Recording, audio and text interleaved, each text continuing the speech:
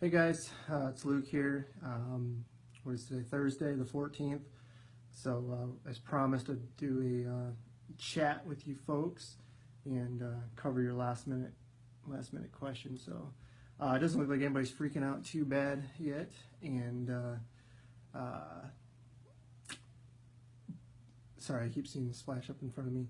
Connection is weak, so hopefully you can catch me. I don't know. I'm on the back side of the office here, so I don't think I get as good of interwebs signal. In any case, this is probably recording anyway, so you can watch it. But so some last minute questions. You guys had some pretty interesting stuff, and definitely worth discussing. So what I'll do, like last time, is just kind of go through the Facebook feed and see what's happening. So first question was from Mike.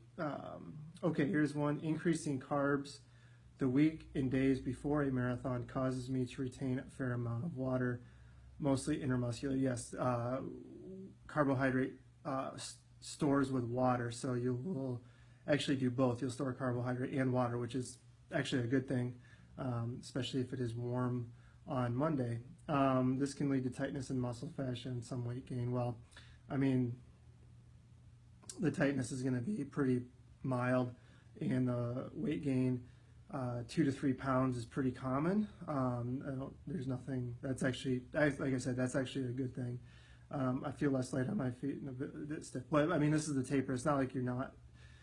Everybody's saying that, like, I feel sluggish, I feel stiff, and you know, probably some of it is because of this. You're storing more water and storing more carbohydrate because you're not training as hard. But I really think a lot of that is superficial, as far as, you know, there's no real effect on it, and it's actually a good thing because you're maintaining some water, you're keeping some water in you, and you're storing carbohydrate, which is what you will need on race day. Should I also adjust my electrolyte intake during this time? I definitely would. I would just be making sure that you're getting mostly electrolytes in. Just you know, I have on my desk the Goo tabs. You know, I definitely, you know, not affiliated with them in any way. They had a good deal and I got them. You know, some people like the Noon. There's a million different things out there for electrolyte tabs. I definitely think I'd be adding that to my water that you know, that you're drinking. You don't necessarily need to drink, you know, sports drink, but the electrolytes is definitely important. Any additional tips or recommendations for dealing with the loading phase not covered in the videos? You know, honestly, no. I feel like we've done a pretty good job of going through all that, and you know, but I just reiterate that, you know, 2 to 3 pounds of weight gain is pretty common for folks. I think if you're gaining like 5, 6, 7 pounds, then you probably should be looking at, like, if you're overeating. You know, what I would do is maybe take you know, the MyFitnessPal app, a free weight calorie tracking app, and just track what you're eating compared to what you're expending as far as your resting metabolic rate and your exercise. Because if you're eating as much as you were, you know, 2 weeks ago, then you're overeating this week because you're not, you know, your mileage is going to be about half of that. So so that's when I would be a little bit concerned. If you're putting on a significant amount of weight, like over 5 pounds, I'd be looking into it. But other than that, I feel like, yeah, watch those videos. And you know, just know that, like, so, you know, if you put on a few pounds now, you're only going to be losing that as the race goes on, which is actually going to improve your VO2 max, which, you know, is a good thing. So I wouldn't be freaked out about that. Jamie asked, just for clarification for us first-time Boston runners, mile 21. Yes, that is when you unleash the Hanson beast. That's where strength trumps going out too fast. You know, from 15, you know, 25K, so 15 and a half, to really about 20 and a half is the hill section. You will definitely notice when you get to the top of Heartbreak Hill, one, there's going to be a million people out there screaming, and two, as soon as you crest, you start going down, and you can really start letting it rip. You know, so once you get really from Heartbreak in, you have big crowds, and, you know, you go through Boston College and all that, and you got, it's a really best of both worlds, but you just have to make sure you put yourself in a position to take advantage of that. And, you know, we've talked about that a million times. But yeah, right around 21 is where you can start letting it rip a little bit. Sherry, I suppose when you talk about weather, looks like a high of 70, which isn't great for folks starting near the 11. So I think what 11, and then somebody, maybe it was Linda, said something about 11:15 being the last wave, and she was going to be in that. Suggestion for adjusting goal pace. She's saying plus 15 seconds. I did my last 10 mile, blah, blah. So you're actually, okay, so let me looking at the forecast here, because I don't think it's as bad as what you guys are making it out to be, I think. So, okay, so here's what I'm looking at right now as of 11:05 a.m. on Thursday. Sunday night is a low of 41, so it's going to be 41, by midnight Sunday night. So it's going to be fairly cool in the morning of on Monday. And yes, you're looking at a high of 71 on Monday. So what, you reached a high at about 4 o'clock, maybe 3 o'clock on the East Coast. I feel like in Michigan we get to it about 4 o'clock, but it also gets darker a little earlier on the East Coast. So I would say between 3 and 4 you're going to hit that peak time. So if you're starting at 11, you're going to have 3 hours of pretty ideal conditions. And I'm looking at the wind, and during Monday you have, right now it's saying a southwest wind of 11 miles an hour, which is going to be a tailwind. It means it's coming out of the southwest, so you're going to have a little bit of a tailwind slash crosswind, so you're going to be pretty good. I don't think you're going to be as bad off, but yes, you will get into probably the mid 60s that last hour or so of your race. For you guys who are in the, you're used to warm weather. So today in Michigan, the high is going to be about 57 degrees, and it feels like a heat wave here because it's been very cold and windy the last couple of weeks. So for people like us in the Midwest, East Coast, where it's been kind of back and forth, you really haven't acclimated to a ton of good weather. Us are going to be more inclined to adjust by more, the standard rule of thumb is anything above 60, you're looking at about 8 seconds a mile. But obviously if you're from the South and you're running in 60 to 70 degree weather all the time, you're going to have to adjust. You only need to adjust maybe about 5 seconds a mile. Us folks up here where it's been snowing and cold and all that, and then maybe the Northwest or whatever, we're going to have to adjust by a little bit more because it's going to be a bigger shock to our system going from, like I said, today it's going to be in the 50s and it feels hot, to, somewhere it's going to be in the 60s. Then you're looking at maybe 10 to 15 seconds a mile. But you don't have to adjust that the whole time because you're only going to be above that 60 degree mark for, the last, maybe the second half. So maybe you try to just go with it, see what your starting temperature is, and then go from there. So I think you kind of have a dynamic scale where that first couple hours is going to be pretty good. If you're starting at before 11, chances are you're going to be done by 2:30. You're probably not going to adjust at all. But if you're in that 11:15 group, and you're going to be over there for 4 hours or so, then you're looking at 3 to 4. Finish time between 3 and 4, and so that last hour you might be expecting to slow down a little bit, but I think that just makes it more, you focus on even splitting, and know you might lose a little bit of time based on the heat, but even then it's not going to be super warm, and if you have a tailwind, that's going to help. So how much that's going to affect it might actually balance itself out. So let me look at this. So is there a standard formula to help with this? Yeah, I kind of said that, really anything.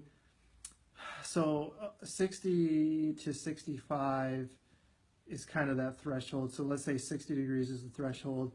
Every 5 degrees, you say, 5 to 10 seconds per mile slower. So if it's 70, you're looking at 10 to 20 seconds per mile slower, which like I said, for some of you who are in the southern, you've had some warmer weather, you're not going to be affected as much as what I think people coming straight from cold weather without any real adjustments going to be. So And remember too, if you were running inside and you were running on the treadmill, doing a lot of training on the treadmill, that, you're essentially training outside. You're training in an environment where it's 60, 65, 70 degrees. So that actually is going to help you out as well. Late in the day, yeah, I mean, but that was a different animal too. I mean, it was almost 80 degrees at the start, and the sun was very high in the air, and we didn't really have any cover. I know it's weird to say that we were in the city of LA, but it was very, very bright the whole time. Boston, you'll get cover, and let's see, let's say mostly sunny now for Monday, so you will have some sun, but you're going to be going from a fairly moderate temperature where you're not going to have to adjust to the last hour or two, and this is only for a few people, where it's going to be actually pretty warm that last hour. So again, like I said, it's going to be warm, but it's only going to be for between the clock time of between 3 and 4 o'clock in the afternoon. So you have to take all that into account. So hopefully that answers. I know I kind of went off in tangents on there, but hopefully that helps. But again, really, I mean, 55 to 60 is not that warm. You don't have to adjust too much. I think once you get into the mid to upper 60s and the 70s is when you really have to start worrying about adjusting too much. And then Sherry also asked about family with the outside interactive. I'm going to have to say no on that, actually, because Gary emailed me. I emailed him a list, and we have about, with you folks and athletes we coach individually, we have about 50 people, and I actually didn't even extend this to people who we wrote custom schedules for and people who just bought the Boston specific training programs. So it would have been another like 30 or 40 people probably. And so I really limited it to you guys and the coached athletes. We're going to have about 50 people in that group.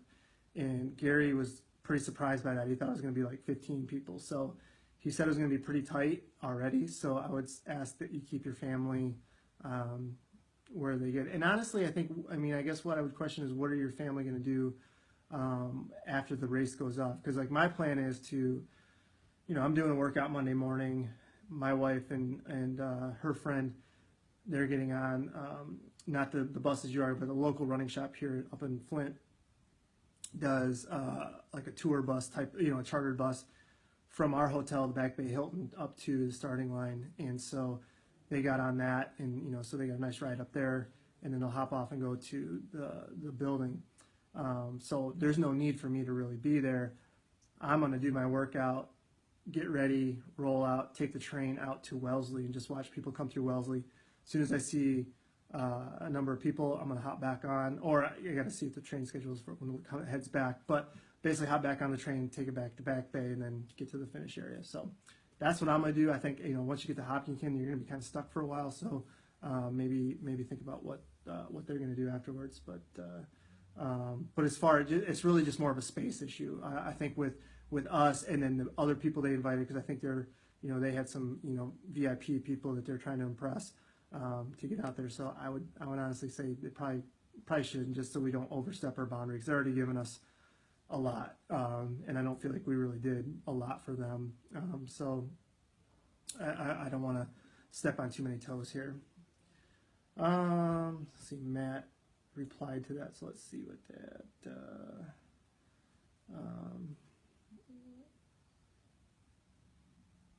Yeah, I just along those lines. I personally feel like we didn't give much return in this partnership, so I don't want to take advantage of it either. So I'm trying to limit who we let in there. Aurelia, I'm sorry, I know you told me to pronounce it, but you probably just lying to make me feel nicer. But is it normal to feel a little run down, sore this taper? And then you follow it up with, I got an hour and a half massage. So yeah, you got the crap beat out of your legs, and now you feel bad. But honestly, that's fine. I think not. If you got it done on Friday, last Friday, that's good. You gave yourself a good full week to recover from that. And if you don't get massages very often, that can beat you up pretty good. So I think it's probably more of that. But in the long term, going into Boston, I think that's probably a good idea that you got that. So, but yeah, you're not gonna. I mean, think of it this way: you guys trained for 18 weeks hard, and taking that week of tapering isn't going to magically make you feel like $1,000,000. And I know exactly what your next question is going to be. Well, why don't we taper longer? But physiologically, you're getting what you need in that 10 days to 2 weeks of reduced training. And so but you might not just magically feel better. But honestly, I don't mind that, because I feel like if you feel super, super fit and you feel super, super fast, the first thing you're going to do is you're going to go hammer that first 5K, and you're going to be a minute and a half faster than what you need to be, and you're just going to set yourself up for a very tough second half of the race. So if you have that in the back of your head and it causes you to start conservatively, then to me that's a victory, and I'm not going to apologize for that. I think that's good. And then you also ask about Boston baked beans, and I'm going to say yes, they will make you run faster. Actually, my mom always bought Boston baked beans. So that's the first thing I thought of. Sherry tail, a nice, good one. Or yeah, it depends if you're upwind or downwind, right? So that looks like that's about it. So I think the big thing here is the weather. And it's going to be more of an issue for you guys starting at like 10:50, 11:15. If you're looking to be out there past 3 o'clock going to 4 o'clock, that's when it's going to be the peak of the day. So again, I think that if it's 55 degrees at 11, then you're going to be okay. I would start out knowing you don't need to adjust, but know once you get to that last hour of your race, you might have to adjust a little bit, and that might be a race decision. But if you have a tailwind and you're feeling good and you're just pushing and you're blowing past people, you might not even notice it either. But so also with that said, I guess what I'd make sure is what you're doing is kind of what Mike was talking about with the hydration stuff. If you're taking care of that stuff now, and these last few days, and not completely worrying about it in Saturday and Sunday, then you're going to be in a better position too. And so having that little bit extra water weight is okay, and you're going to sweat that out anyway. And then so look at it this way. Let's say you weigh 150 pounds, and you can lose about 3% of your body weight in water weight before you really start feeling effect, or before it affects performance. So that gives us 4.5 pounds right there. So you could get down to 145.5. And so if your baseline's 150 and you put on 3 pounds of water weight / carbohydrate weight, the rest of this week going into Monday, that essentially gives us 7.5 pounds of water that we can lose before our performance is going to be affected. So going into that last hour, you might not even really notice it. So hopefully that makes sense. And if you have like I said, if you have a tailwind, you're passing people, you're running a good race, you might not even notice it. And if you have a good hydration plan for the race, which you should, if you've watched the videos and stuff, you should have a pretty good game plan by now. Then you might not even notice it, and you really could be okay. So that is my thought on it. And I do want to talk about this again with you, Sherry, on the heart rate. And I guess this is one of the reasons why, especially for racing, I'm not a big fan of heart rate, because you're saying I was off goal pace by 5 seconds a mile, but heart rate kept climbing, and I'm not sure I would have been able to hold that pace for 26.2. Well, one, that was a while ago, so you're and that's a different situation. But you can't go just by heart rate on that, because what will happen is cardiac drift, and that's just if you're out for an extended period of time, 2, 3, 4 hours, heart rate just climbs. So your effort might be the exact same as it was, but your heart rate's going to climb. It's just a phenomenon known as cardiac drift. So you can't, I mean, is it something to look at? Yeah, but it's not necessarily a determinant of how, you know, if you're fading or not. It's just a phenomenon that happens in the body. So I'd be very, very careful of that. So you might not have been as bad off as you think you were. And that's why I feel like heart rate has got to be a tool in conjunction with, you know, monitoring yourself, monitoring how hard your effort is, and monitoring your pace. So I would take all those things into account when you're looking at that. And I don't know if you're going to race with a heart rate. I can't see if it says if you're not going to or not, but you're going to be you're just going to have that cardiac drift. It happens to everybody, and people will often mistake that as an effort thing, and it's not an effort thing. It's just something that happens in the body. I don't know if it's a dehydration thing, an electrolyte thing, or not, but you know, it doesn't necessarily reflect your true intensity and true effort. So I would just keep that in mind too. So nobody left me any real-time questions, I don't think. Let me make sure here. Nope, looks like it's all on other stuff. So with that said, I will see you guys on Sunday at 10:30, and I'll wear something, you'll know, and you know my ugly mug anyway, so you'll recognize me. I probably won't recognize much of you guys, so you'll have to hawk me down. But plan is we'll meet at 10:30 at the finish line. If we take Boylston up to Fairfield, we can take that over to the little bridge over the road, and then onto that bike path over there, and we can just do a quick 30-minute run, and that'll take about 30 minutes, and then we'll get a picture. So I will probably get my main run in before that 30-minute shakeout, and I do not carry technology with me when I run other than my watch. So I'm pretty sure my wife's just going to kind of walk down there, so maybe she'll bring her phone, and if you guys want to bring, you know, if you run with a phone anyway or something, bring that. We can post it on the group, and then we can just, you know, kind of blast it out to everybody, or you can email it to me and then I can blast it out to everybody, because I'm sure folks will want a group picture, so maybe we can work at something like that. Might just make it easier. And honestly, the shorts I run in, there's not much place to put a camera or a phone, so we'll see how it goes from there.